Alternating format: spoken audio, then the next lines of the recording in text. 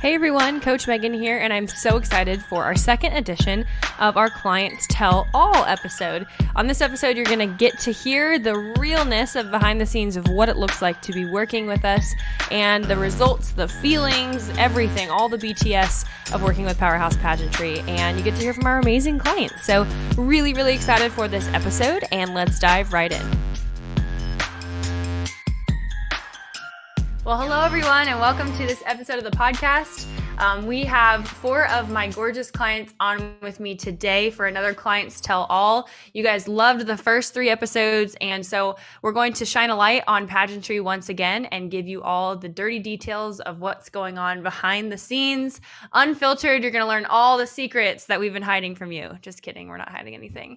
And so today I have my beautiful clients Miranda, Katie, Beth, and Jessica on today from 4 different states, and we're going to start with some intros so you guys can get to know them.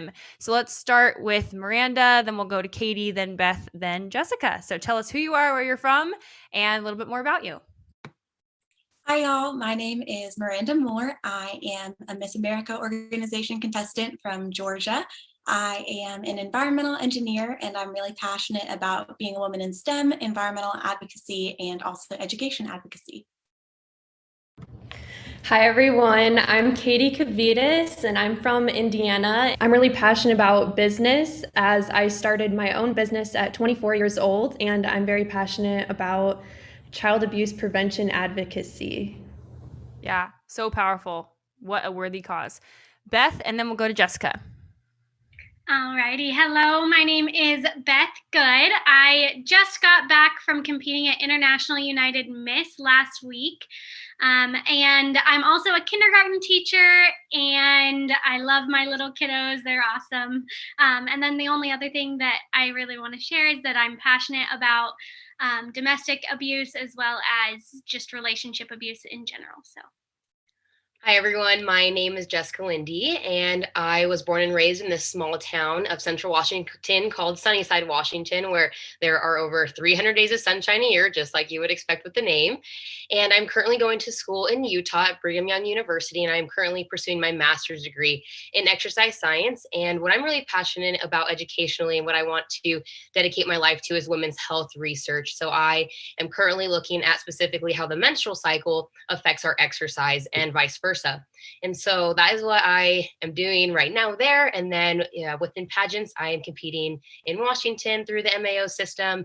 And my platform there is called Forming a More Perfect Union through Civics Education. And I love to talk about people about the true way to make change, which I believe is through understanding our government. And I teach them how to pass bills and just a lot of different things like that. Awesome. Well, now that you guys, all of our listeners, have gotten a chance to know them, for those of you guys who are new and maybe are tuning into the podcast because you know one of these lovely ladies, my name is Megan Swanson, and I'm the CEO and founder of Powerhouse Pageantry with my awesome sidekick and sister, Allie Mancuso. Now, I always get her name wrong because she is Swanson to me.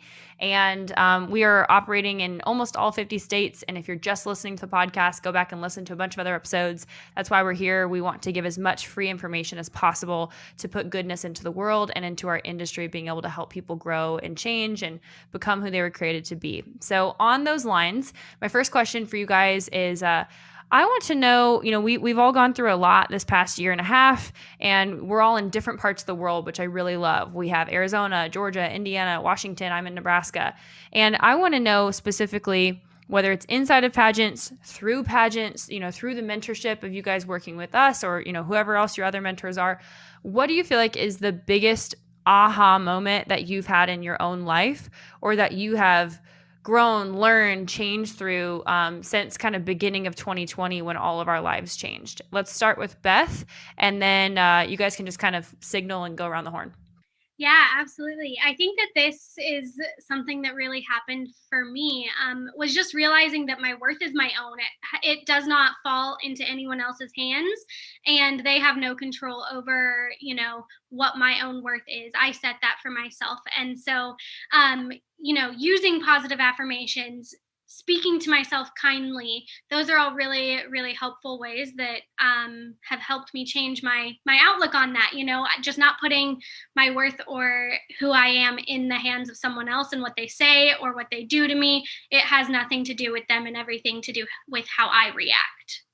So my big aha moment came from actually being in the COVID situation, because I learned a lot about myself, and that was an opportunity for me to grow in an interview when it's 10 minutes before an interview, or in a job interview, for example.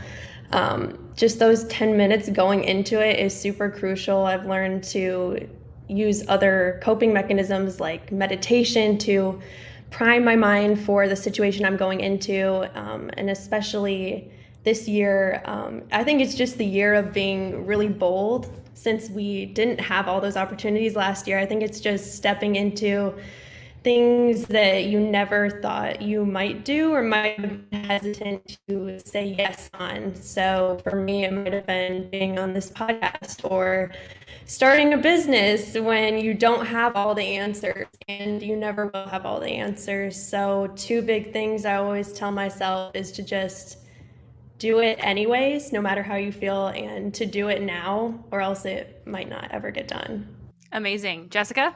So my big one actually came 2 years ago, but it became super applicable in 2020. So long story short, which we'll probably go into a little bit later, but I had a crazy year of 2019. Started out with a heart surgery, and then I had two broken legs that literally left me in a wheelchair for like the whole summer, like 4 months total. And then I had this wisdom teeth surgery where I had a serious bone reaction, and literally was at the dentist every single day for the next month and couldn't sleep, and all these things were going on. And being a Division I athlete, all I ever knew to deal with my stress was going on a run. Like that's what I did. I said, okay, this is how I'm going to deal with this. And I went for it.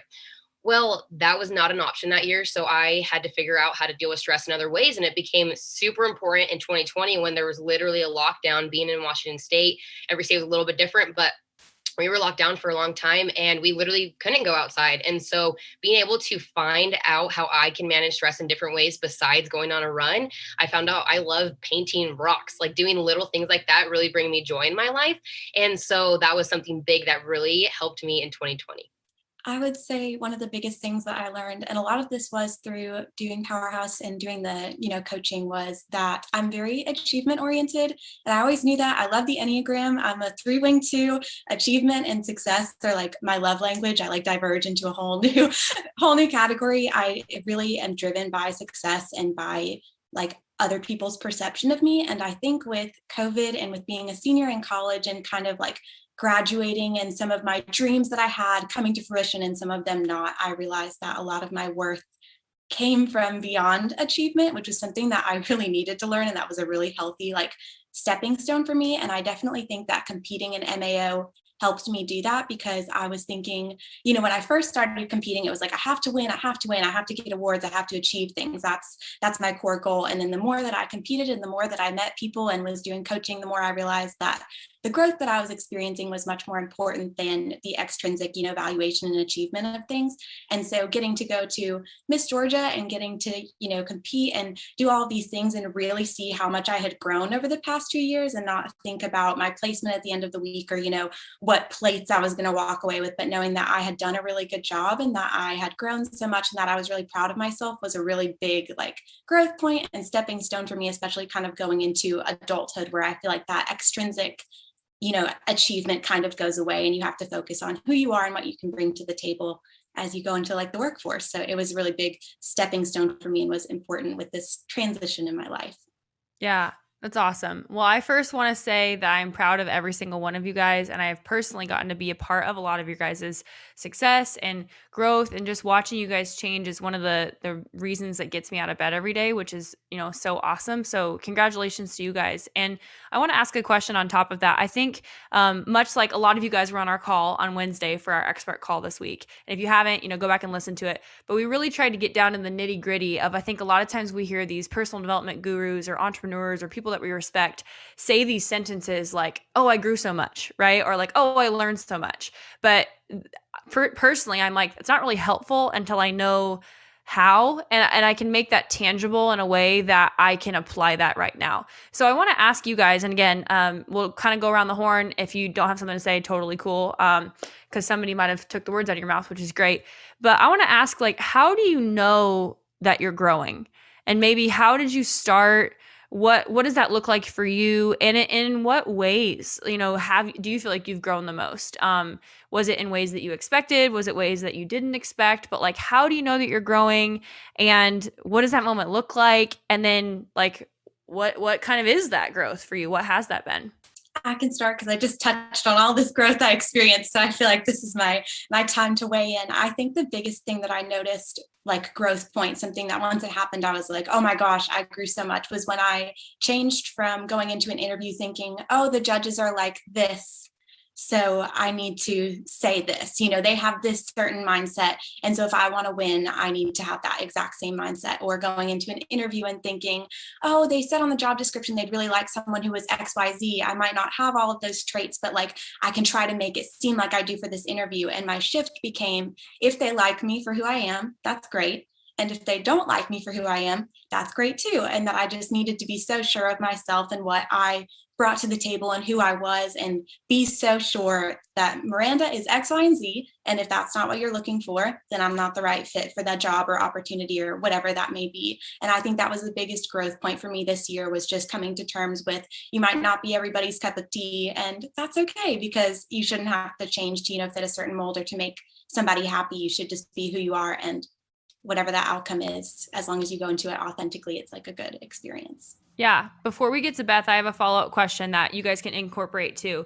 So a lot of questions that I get to play, like, the opposite of that is girls will be like, well, I can't do that because it's going to come off as arrogant. Like, how in the world can I be so sure of myself? Isn't that like egotistical? So what would you say to that, Miranda? I would definitely say that being confident in who you are isn't egotistical. I think that being sure of yourself is, confidence and like arrogance are completely different, because confidence comes from a place of like self-value and self-worth. And I think arrogance often comes from the opposite place, which is insecurity. And so I think that you just have to come from the perspective, I'm doing this for me. I'm who I am because that's who I am. And if you're sure of yourself, other people are going to see that and not see it as being egotistical or arrogant. Beautiful. Beth? Yeah, I think I have kind of two moments that have been like really big trackers for me in this process of like what my growth has been. When I first started working with you guys, I had been out of an abusive relationship for like about a year, but the fact that I'm here on a podcast talking about the fact that I was in an abusive relationship is like something so that I would have never even pictured at that point. Especially like I was not even really acknowledging the fact that I had been in an abusive relationship. So the fact that I can now talk to it and talk about my own experiences and how that impacted me is huge. So that's one of the things. But then also, I think one of the things that I've kind of realized literally since just getting back a week ago, no, I did not win. I didn't make top 10. So those things can be super disappointing. But I am so, so, so grateful that I went and I put myself out there and I've grown as a person, and that those things, to me, walking away from that pageant, I'm not super disappointed because I found, all of myself and I competed as myself, 100% true to me, instead of incorporating those things that maybe you feel like you need to in a pageant setting so that way other people like you. And I didn't do that. I got to speak from who I am, my own experiences, and be that for other people while I was there too. So those have been the two big like kind of markers for me over the last year, especially. That's massive. And I'm so proud of you. So proud of you. Anybody else? Yes, I love what you two ladies shared too. I think that's super inspiring to me. And my growth has been apparent in one, my communication, and two, my listening skills, which are two things you don't always expect to come from pageants, as some people might still judge them as being a beauty pageant. I've got that a lot. But then I just go along with it. I don't even take the time to explain because it's just so much more than that. But I feel like you know that you've grown when you're at peace with yourself and you don't get as nervous to be yourself or open up, especially in the pageant world, but also in other aspects of life too. Absolutely. And Katie, I'm just thinking back to when you and I first met, And I just want to really say how proud I am of you too, because I think that you would have been shaking in your boots even to be on a podcast a while ago, and to see you step into your own, and even through some disappointments and things that I've watched you walk through, to start a business through that and be thriving and find something else that you're like, nobody can tell me I can't do this, and totally like not just turn lemons into lemonade, but like make some new lemon product that didn't even exist before, and that's what this is all about. Like, I love not just the journey of seeing, whether you win your pageants, which if you do, obviously that's amazing and you're going to use that platform, but really driving home the point that when you are transforming from the inside out as an individual, the world is your oyster. And I think we've all had times in our lives when we didn't believe that, right? We've been told through whatever that, oh, you just got to fit in this box and you got to do this thing, and this is the only way that you can be valuable. So I commend you. I commend all of you guys. And Jessica, if you have anything to say, you can share too. Yeah, nothing super special because everybody did awesome with this question. But I would say that growth for me is totally a mindset. I think where a lot of people get lost in the pageant world is trying to be somebody else, right? We see that all the time. Like, I want to be like Camille Schreier. I have to be her because she won Miss America. Well, guess what? This year, Camille Schreier's not winning Miss America because she's already been in it for 2 years. So you have to figure out who you are. And if that fits this year, that's perfect. And you have an amazing thing that's going to come from it. And it's so funny because I was actually helping this girl yesterday prep for a super small local pageant here that I won. It was my first pageant that I did. And she, I asked her how she's feeling about her pageant. She told me nervous. And she said that she got this advice for interview that said, just fake it till you make it. And I was like, what? Like, why are we telling people this? That's not growth. We're not growing if we're faking who we are. They literally told her, just say what the judges want to hear. And we don't even know what the judges want to hear because you don't know who your judges are until you walk up the day before. And so I just thought it was super cool. If you guys want to join Inner Circle, I would highly recommend it because Megan teaches you to figure out who you are, because it makes interview easier. It makes evening gown easier because you go up and you say, I'm Jessica Lindy. This is who I am. Take it or leave it. And there's just a new set of confidence that you get when you know who you are. And so being able to see where I was 5 years ago, 6 years ago when I first started pageantry to now, I'm a completely different person. And I think that's another really cool thing besides the other stuff we get out of pageants is, as we know, Beth's a teacher. We do tests and assessments to see our growth. And if you come back every single year and you do another pageant, it's literally a visual representation of how you've grown. And so I would highly recommend it to anybody if they're trying to find a new way to grow in their life, to try out a pageant and just see what they get out of it. Awesome. Thank you. And along those lines, Jess, I'd like to start with you again for this question. So diving a little bit deeper into some of the things that you guys said out loud. So it's all about becoming sure of yourself. It's all about becoming who you are. So what are some of your individual practices for each of you guys that have helped you get on that pathway to knowing who you are? Maybe, and I think that there's a lot of misconceptions around coaching, mentorship, counseling, whatever. There's a million different mechanisms. You can use other people, you can use your daily habits, your routines, you can use friendships, community, whatever. So what have been your guys' particular pathways towards identifying who you are? And let's just talk a little bit about that. Okay, so sorry if this is long. Feel free to cut out whatever, but I'll just give you the meat and then take what you want from it. So this is actually part of, I'll talk about my pageant journey, how that started, and then how I met Megan. I can't believe I've known you for over a year now because that seems crazy. I met Megan back in March of 2020. So I'm a completely different person than I was even then. So you would have laughed if you would have seen me 6 years ago at my first pageant. So I guess my journey started high school. So a lot of things that don't seem to add up, but then in the end, they all come together. So when I was a freshman in high school, I got pneumonia, and through that I got sports induced asthma. And so I started using an inhaler to try to deal with that. And I was a 3-sport athlete. And like I said, I went to end up getting a college scholarship at a Division I level in track and field. And so that was really my thing. But when I was using inhalers, what was weird was my heart would start racing. And so I was like, I don't want to deal with that. Well, that ended up happening for the next 6 years until my sophomore year of college. And pretty much what happened during all that, I had some health struggles. Like I mentioned, this racing heart thing was super weird.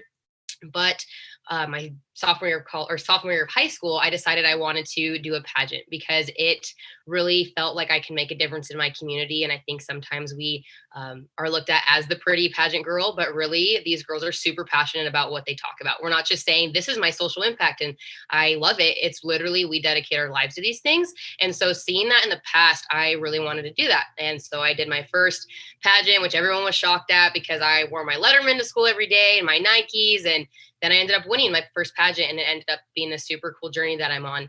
But going back to my core story, essentially this heart thing was going on. I didn't really know how big of a deal it was. I didn't talk to anybody about it. And then my sophomore year, I collapsed during the middle of a track meet with my heart racing. My athletic trainer came up to me. It was going 230 beats per minute, just could not breathe. It was insane. He said, okay, you're not going to step on the track till you see a cardiologist. And so for the next 3 months, I was doing testing every single day. Ended up having a heart surgery, which was super scary being 20 years old. But then it ended up opening a lot of doors for me, crazy enough. So that next month, I was able to keep running track. And I had this really severe leg pain for the whole year and a half before that, where I just felt like I was having knives waking me up in the middle of the night, stabbing me in my bones. But everyone was like, oh, you're a college athlete. Like everybody goes through pain. And having that heart surgery, I said, you need to trust yourself more. You need to listen to your body. And so I said, I'm not running until you guys figure out what's wrong with me. So it was 3 months coming to figure out what was wrong. But then I found out that I had a 4-inch stress fracture on each of my legs. And so it was a chronic thing. And I had to immediately be in a wheelchair for the next 4 months, only to find out that I hadn't healed. And during that same time, I had my crazy wisdom teeth surgery where I had this severe bone reaction. But essentially I was told you're never going to run again. And being an athlete, that was just heartbreaking. And so I didn't know what to do. My mom came up to me and she said, well, Jess, when it comes to spring and you're not going to be able to run, you need to find something to fill your time with. I think you should try to do this pageant. And so 2 weeks out, I called up the director and I said, I know it's past the deadline. Could I compete for Miss Apple Valley? And I called her up and then I did, and I won. And that's my current title.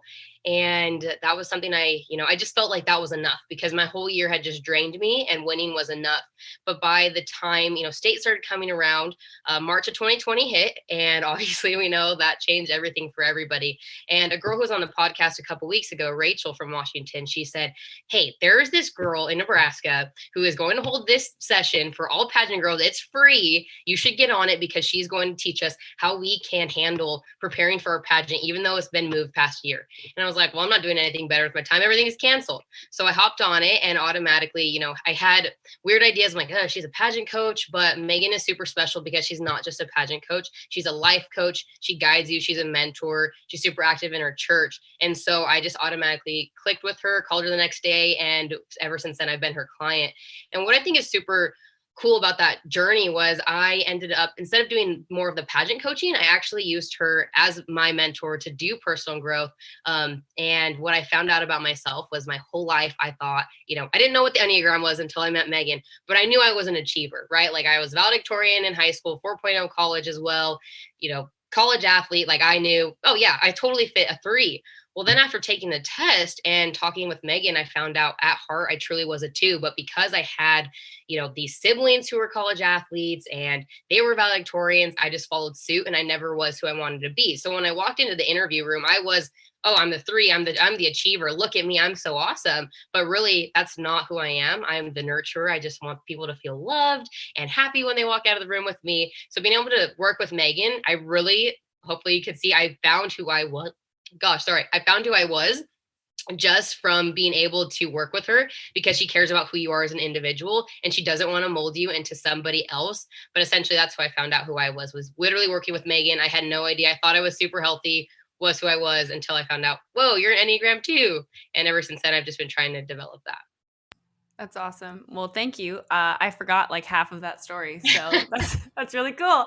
So much has happened since then. But yeah, I appreciate your vulnerability and so proud of you for all that you've grown and just being vulnerable with yourself and with me. And it's awesome. The sky's the limit. Okay, who wants to go next? How did you find your identity and who you are? What's your process? Beth.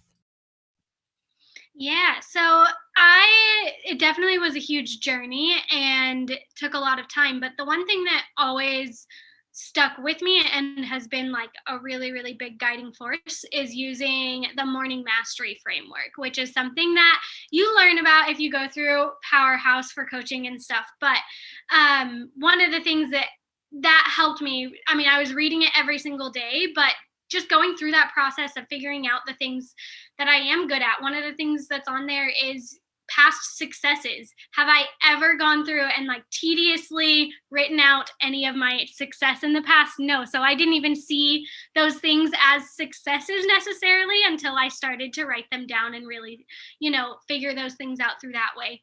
I'm actually going to be in the process of rewriting my morning mastery framework now because I'm transitioning into new goals and stuff. And so it'll be interesting to see kind of what this next phase will be. But I think just going through that process really, really helped me to understand more about myself, as well as, the things that I have been triumphant over. So amazing. Love it. Love hearing that. Guys, this was not planned, by the way, everyone listening. I did not put them up to this. So I'm like hearing this for the first time too. Yay. Love to see that it's working. Love to hear that it's working.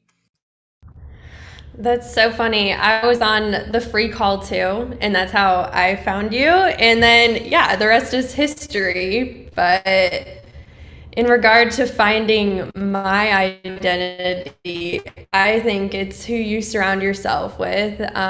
This past year, I've made it a point to surround myself with great mentors and great friends. I also think the key to success is having great friends to just help you through whatever it is. And as somebody who's walked through child abuse when I was younger, I used to suppress my emotions, which, like anybody who's walked through a trauma, often does. And so I'm just getting to know myself all over again, and I'm still finding my identity. But I truly think it's who you surround yourself with, and also really good books have helped me a lot too. Like, really positive one is Success Through a Positive Mental Attitude, which I've gained a lot from. Amazing. Thank you so much for sharing that. Miranda? I'll throw out my How I Met Megan story. I feel like this is the good time. I listened to Powerhouse when I would walk on the treadmill every day. And I actually sent Megan my Spotify Wrapped. It specifically said, like, you listen to Powerhouse every night at like midnight, because I go to the gym really late. And it was so funny because it was like, are you okay? Kind of thing. Like, it was kind of like a wellness check. And I was like, don't worry, I'm good. And then I started coaching with her. I reached out and did that, phone call, and the rest is history. And I would say one of the biggest identity growth points thing for me was we literally on my very first call just sat and like talked about like who I was, which I had never really done. And she just asked questions like, what kind of things do you like to do? And I was like, that is such a good question, because you don't really think about it. Like people ask you and you say like the things that you're supposed to say, like, I like reading, but I'm not a big reader. But if someone says, what do you like to do? I'm like, I like to read, because that's what you say. You're like, here are some of my like somewhat hobbies, but you never really think in depth about like, what do I actually spend my time doing? And so that was a big part of identity for me, was literally that like 45-minute phone call of specifically having to answer these questions. And I mostly did coaching. I just thought Jessica said, what a 3-wing 2. That is so true. I'm the most 3-wing 2 out there. I'm like the textbook definition of a 3-wing 2. But when I first started doing coaching in the identity and all that kind of stuff, we did these questions about like what my political beliefs were. And that was really helpful because that was something that I knew I had in me, but didn't really know how to talk about it and how to express. And so a lot of identity stuff for me was not necessarily figuring out things about myself. They were in there somewhere, but it was figuring out how to verbalize it and how to express that to other people. And so that was something that I really grew within doing like IMA and Inner Circle and things like that with Powerhouse. Awesome. Well, everybody listening, I hope that you can hear how they are such prolific speakers. And I'm just such a proud mom right now. It's awesome. I love that you guys are so affirming. I appreciate it. And again, I didn't put them up to this for everybody listening. One thing that you guys will know about me, again, listeners, is that I really try and be what you see is what you get. Like before we hopped on this call and we're recording, I told the girls, I was like, I'm not putting my camera on because I literally have to put makeup on. Like, give me 5 minutes because, life is life. And I think that that's one of the most valuable parts about sometimes we've had people who have really questioned, like, why do you do coaching the way that you do? And I'm like, well, you haven't been in our community, or else you'd have a better attitude, first of all. But, it is different. Most people are trading time for money. Most people are just like, here, hop on a FaceTime, here's $50, whatever. And when I started Powerhouse Pageantry, younger than a lot of you guys even are now, with just a music degree, like, what in the world does that teach you about business? I had a mission where I was like, this needs to be deeper. Like, pageants were and maybe you guys have heard this or maybe you haven't, but like, pageants were the reason why I found my self-confidence in the first place. And we have so many scars as pageant girls that people would never imagine.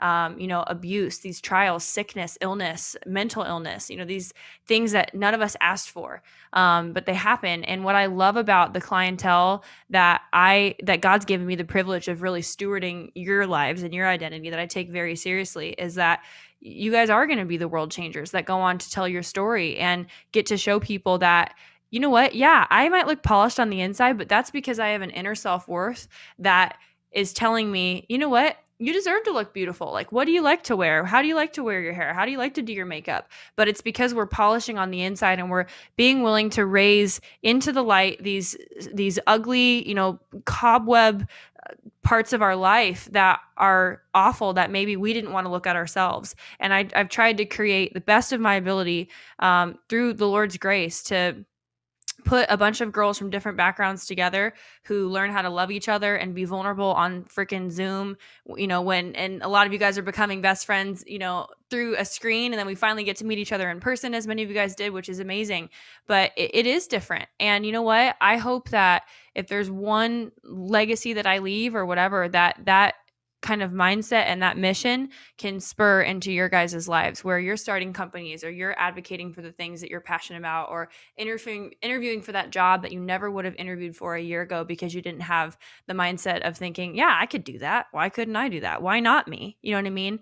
And just to see that even in the language that you guys use, like, I could just start crying because I'm so proud of you guys. And I want to change our industry in the way that people see women in the first place. I was just talking with somebody earlier today, like, not having to give up your femininity to be in a place where there's mostly men, but showing people that you can be powerful and be feminine at the same time.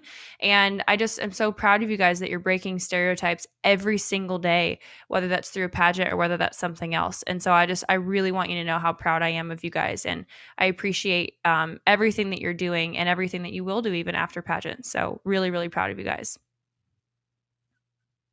So the next question that I want to ask, kind of along those lines, is how did you guys learn to break down some of the walls that you guys had that you knew were keeping you from the success of what you wanted to achieve in your life?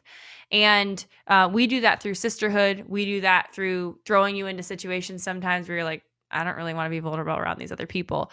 What was your process like, and how do you continue to break down walls? Because from this kind of framework, I believe that in order to go to the next level, you have to allow, God, higher power, a mentor, whatever, to work on like a new level of your heart, right? A new level of you that you're like, I don't want to give that away, So what was that process like for you guys of how you've continued to level up through vulnerability, through community, sisterhood? I want to hear about that. For me, breaking those chains of what was holding me back was a lot based on my faith, and also a sense of community that we have, to talk about pageants or which headshot looks best, or anything of the sort. Just those girls who are always going to support you. I think a big thing was support for me also, to be able to get past maybe things that I used to be unsure of, and having the ability to make a clear decision and just hear one clear voice in my head to because we only have one life and I don't want to regret anything. And I always say, what if I can be this? What if I can do this? And in turn, it could help a lot of people too. So, kind of what I've mentioned, I don't think you can break down walls and be vulnerable until you know who you are. I think that's super huge. A lot of times we start digging. But if you, for example, or you think you're somebody else than who you really are, you're really digging at nothing. And so figuring out who you are, I think, was the first big step for me. Second, being an Enneagram 2, I tend to not want to feel anything else because I just feel everybody else's emotions. And so being able to have self-realization was like the second part of that. So first I was, then self-realization. Beth. So I am also an Enneagram 2, which makes, we're all big feelers. We care a lot about other people and helping others a lot. But one of the things that I had to kind of come to realize is how much boundaries are really, really important for me, because otherwise all I'll get done is helping others and never like helping myself. So I think that was one of the big things that I realized, that you can set boundaries with people. You can set boundaries with people without them even knowing that you're setting boundaries with them. You can set boundaries with people by telling them as well. But I think that has been one of the biggest ways that I've been able to like break down my own walls, just really separating, what I need from what they might need and helping them when I can, but also knowing that I have to help myself in order to be my best for them. So that's been a big thing too. Beautiful. Awesome. Okay, anybody else? Otherwise, I can totally go to a next question. Good thing we had the other two here. That was my third one. That's the third one. I was like trying to think like, where did it go? Well, yeah, the boundaries thing was huge for me, because if you don't set boundaries, then you can't get deeper. So yeah, that was totally what I was going to say. And I've grown a ton with that, where it's like, I took the month to like not talk to people, right? I was like, I went to California and Texas to a wedding and had a great month. And then I texted Megan a couple days ago and I was like, okay, I processed, I'm ready. Where in the past I would have been like, oh my gosh, like I need to fix this now. And you kind of feel broken when you do that and you can't really heal and grow. So yeah, boundaries was the third one I was going to say. So good thing we had that here. Amazing. So I have two more questions I want to ask you guys. This is an interesting question. Actually, so this question and then the last question. This sounds really pageanty, but I want you guys to actually really think about this. And this could relate to your platform. This could relate to your career aspirations. This could relate to something spiritual, totally open-ended. I'll answer it first so that you guys can kind of get a gist, and then you guys can chime in. My question is, what is the change that you want to see in the world? And again, this is such a pageant question, but I really want you guys to show the audience what you got, first of all, but show that this actually isn't like a world peace kind of answer. So the change that I want to see in the world, my goal is that through Powerhouse Pageantry by the beginning of 2022, that I have served 200 women in 1 year to help them understand their identity, purpose, and how to actualize any dream that they want to get after. And I want to see more women take up the space that God created them to take up, whether that's being a plumber, an electrician, a model, a singer, a pageant girl, doesn't matter. But just seeing women say yes to their dreams and not hide anymore, but also not feel like they have to go to the other end of the spectrum and, for lack of a better term, like peacock themselves just to feel seen. There's two sides of every ditch on both sides kind of every issue. And so if I can be a liaison and kind of apostolic in that way of digging up the ground and the rough stuff and building a garden that other girls just have to water and, all that kind of stuff, that's what I feel like that's the change that I want to see, that nothing would make me happier in the world just to see a bunch of empowered women living in their purpose. My dream for that directly correlates with my platform, which is fighting for our future seeds. So my goal is, or what I want to see in the world, is every child come into their dream as well. I want to talk to, and I am talking to, children who don't have as much growing up, and I don't want that to stop them from dreaming their dreams and pursuing their dreams, and just being able to see all of them become our future entrepreneurs or whatever they aspire to be. And they might have an idea that we need in the world, and I don't want to let anything stop them from that. So mine really goes back to the fact that I was at such a low point in my life and really didn't know where to go, what I wanted. who I was anymore. I lost a lot of the things that I cared about. And so I want to show people that you can be at like the lowest of low. You've hit rock bottom and you can get back up. But at the end of the day, that choice is yours to make, not anyone else's. So you have to make that choice for you. But the thing that I think is so amazing that I think so many people don't believe in is that no matter where you are, no matter what you've done, anything like that, you can make yourself better no matter where you're coming from. So even if you are locked up in prison or something like that, you can definitely like improve yourself for yourself. And at the end of the day, that's when you're going to see real changes, by making that for yourself. But that comes in with anything. I mean, abusive relationships, or even just really feeling lost with what you want to do with your life. So I see that being the biggest thing that I want to do, and advocating and create mentorship programs for people that are going through things like that and help them along the way. Just learning that, you know, the growth is hard, it's not easy, but it's going to be worth it for yourself, and you'll become better than you even imagined you could. The change I want to see is what I have dedicated my life to educationally. So within the regards to women's health, I think that is really sad that for most of history, women have been looked at as a smaller version of a man, and it's completely inaccurate. We have menstrual cycles, for example, which is what I am going into studying more specifically, where that changes so much of what is going on in our lives, our day to day, not just our emotions that people always make jokes about.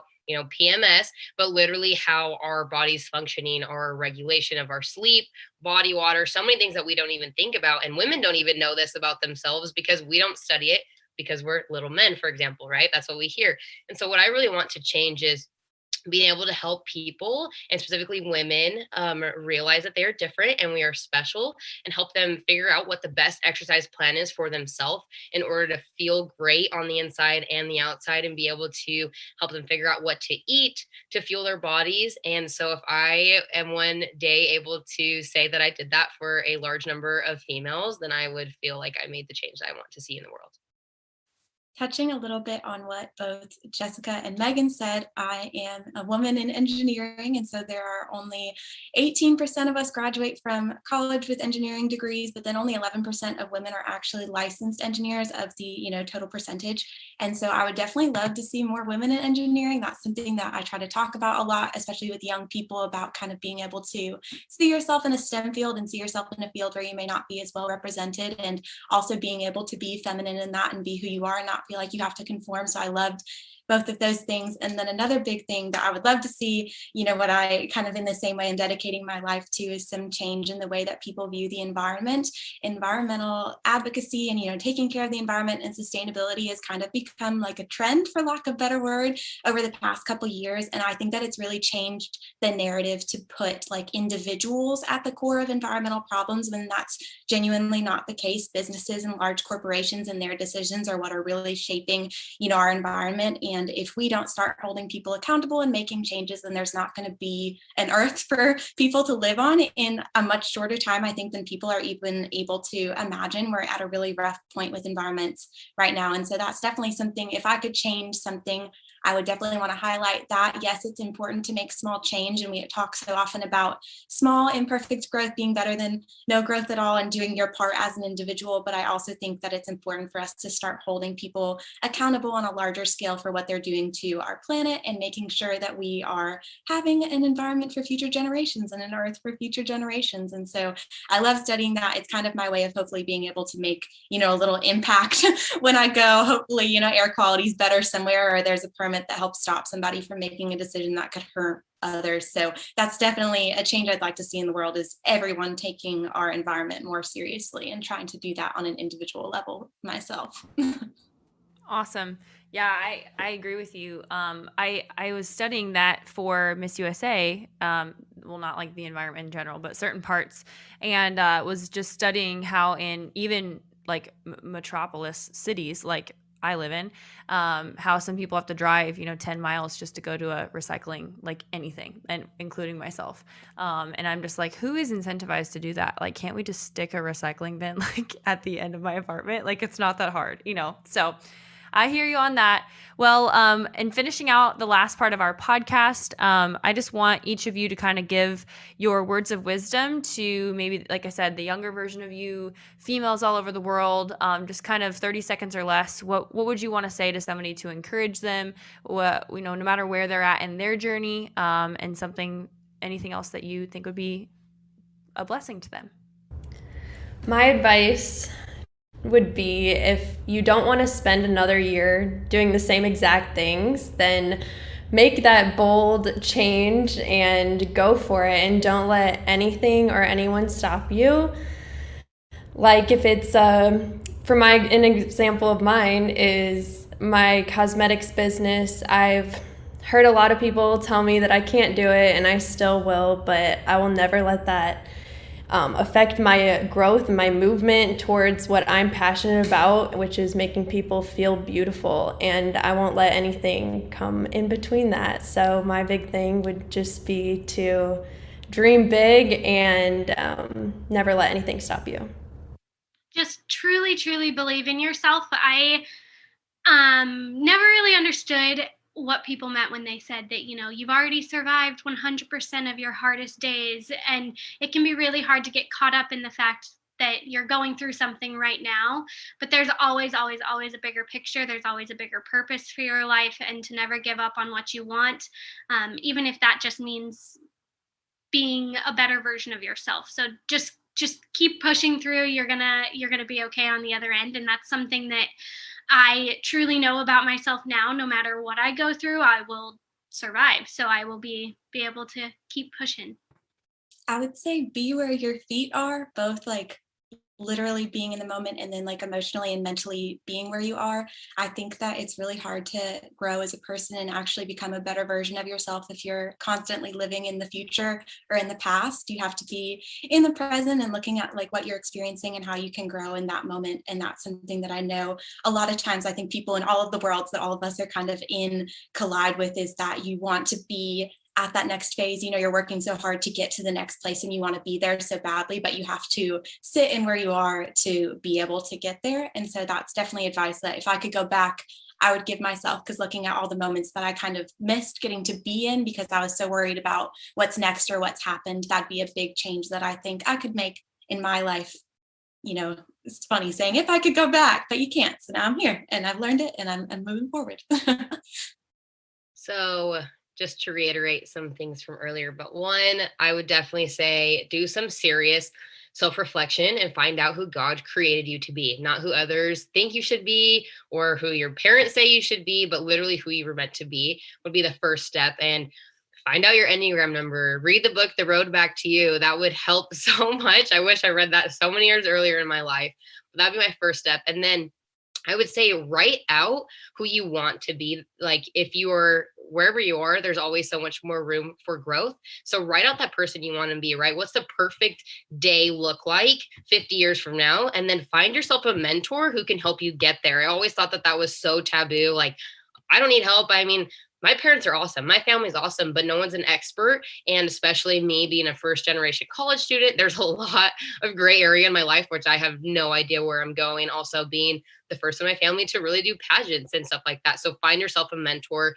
Megan's awesome. She's mine. And so I'll definitely recommend her to you. And then finally, I would say set like high, lofty goals for yourself. Don't sell yourself short. Set them like as high as the moon, and then have your mentor help you get there and get out of your comfort zone. And the combination of those two things are really going to see the most growth in yourself, because if you can just get out there, try a pageant, try joining a book club, something that you're not comfortable with, but somewhere you want to see growth into. I think that is what I would tell myself. I could do it all over again. Granted, I'm 22 and I know I have a lot of life to live still, but if I could have known that at 18 or 15, then I would have been a lot farther in life. So that's what I would say to somebody. Awesome. Those are great responses. I love the variety. I learned something from all of that. I really appreciate that. One thing that I would add to that is you can't lose if you never quit, and you can't lose if you remain moldable and teachable. One of the biggest things I look for in all of my clients and why I do those 45-minute calls are, yes, as a gift to all of you guys, and giving people your time is, I think, one of the most like respectful things you can ever do. And also protecting and setting boundaries around your time is one of the most amazing things. Learning the difference, another point of advice I would give, learning the Eisenhower matrix, which is the difference, the 4 boxes of urgent, important but not urgent, non-urgent, not important, and then what would the 4th one be? Not important but urgent, right? And really learning to categorize things in your life of like, okay, this might be like a red alert in my face, but is it actually important, right? Or, oh my gosh, I'm working on this and it's important, but like it doesn't have to be done right now. And being able just to categorize those simple things and honor yourself, honor the gifts in you, and spend time with people who make you happy, and don't spend time with people who make you feel crappy. Understanding you don't owe anything but to love them. That's a Bible verse, says, "Owe man nothing but to love him." And love doesn't mean like all the time. Love doesn't mean you hang out with them all the time. Love doesn't mean you're in a relationship with them. It means that you can love them and be like, love ya, but putting you in the bleachers, as I always say, So just simple frameworks. And also last thing, I know I'm studying this right now in my own life, just giving yourself grace. Like, you don't know everything. You don't have to know everything. You don't have to be good at everything. And I think as pageant women, sometimes we put so much pressure on ourselves that we have to be the expert at all things, or, one thing that made somebody else successful. And now we got to take that on as our burden. And we're adding rocks in our backpack. And then we wonder why we're walking up a hill at like negative miles an hour, where it's 1 step forward, 2 steps back, and I'm guilty of this, right? So part of having positive community, mentorship, learning what self-care works for you, going for a walk outside is my thing. I walk every single day. I put my earbuds in and oftentimes don't even listen to anything. I just want to zone out, going in the hot tub, spending time in the pool, spending time with your best friend, getting coffee, and just slowing down. Like Miranda said, being present. I am a futuristic person. And every time that I just slow down, have my thinking time, sip my cup of coffee, and just be present and say, thank you, God, that I have lungs that work. Thank you, God, that I get to complain right now. Thank you, God, that I'm complaining about working out because I'm tired. Some people don't have legs, you know what I mean? And just the simple shift of perspective just shows us how blessed we are to even be alive. And I'm so proud of all of you guys who are going to go on to do amazing things in pageantry, outside of pageantry. And you understand that everywhere that you go, you are going to create little versions of Beth, Katie, Miranda, and Jessica. And you should be proud of that. You're going to start to notice these things where people look up to you and admire you and say, oh my gosh, I want what she has. I wish I was like her, and you can be somebody that says, guess what? You can, you totally can. And I'm still on this journey. So around here at Powerhouse, again, just to reiterate, we want as many people in the Cool Kids Club as possible. And I don't really know if we're cool, but just in the club as possible, in terms of just people growing and people doing life together, because doing life alone is just so hard. I think we all know that after COVID. And so if you are a pageant girl who's been on the fence about coaching, I don't even really care if you coach with me. I just want you to be plugged in with somebody. Listen to our podcast, be encouraged, reach out to some of these women, follow them on Instagram. You can look them up by name and just stay connected. You aren't called to do life alone. And so thank you all very much for being here today. And with that, we'll see you guys next week. Hey, Coach Megan here. Do you want to join the #1 place where pageant winners are sharing all their secrets? Then join our free Facebook group now.